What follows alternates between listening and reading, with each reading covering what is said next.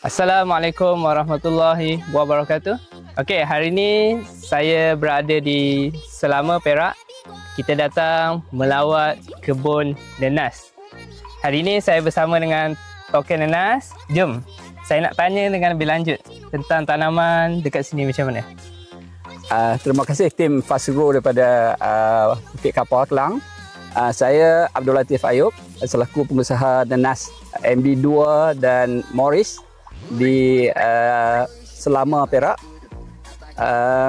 Kita plot ni kita baru tanam daripada bulan 8 2024. So sebelum kita tanam nenas MB2 ni, selepas kita roto memang kita letak soil care terlebih dahulu. Selepas tu baru kita letak weed mat dan baru kita tanam. So alhamdulillah sangat membanggakan hasil soil care tersebut. Dan inilah hasil dia yang antaranya. Tapi MD2 ni dia tak lasak macam Morris. So adalah penyakit-penyakit dia yang biasa tu memang tak dapat nak elakkan lah. Selepas sebulan kita gunakan soil care, bila dah akar dah mula ada, sebulan saya ingat antara selepas sebulan ke 2 bulan tu lah, kita letak baja Black Wizard Green. Kan, Black Wizard Green. Kan, itu untuk nak suburkan dia. So Black Wizard Green ni kita consider baja subur lah, kita panggil baja subur lah kat sini kan. So dia menyuburkan pokok nanas kan. So sekarang ni dah ada waktu untuk kita nak letak 12, 17. Foliar kita pakai.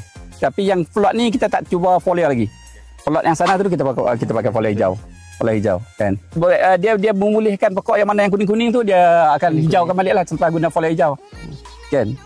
Ni usia pokok ni sekarang dalam berapa? Dah bulan ke-6 lah ni. Kalau consider bulan ni sebab kita tanam masuk pada bulan 8. Ni dah bulan 8 2024. Sekarang dah bulan 2 kan. Ya, so dah masuk bulan ke-6 lah. So insya-Allah selepas ni kita akan letak baja buah ataupun 12, 17. Terima kasih banyak-banyak Encik Abdul Latif sebab dah pakai produk Fastgrow.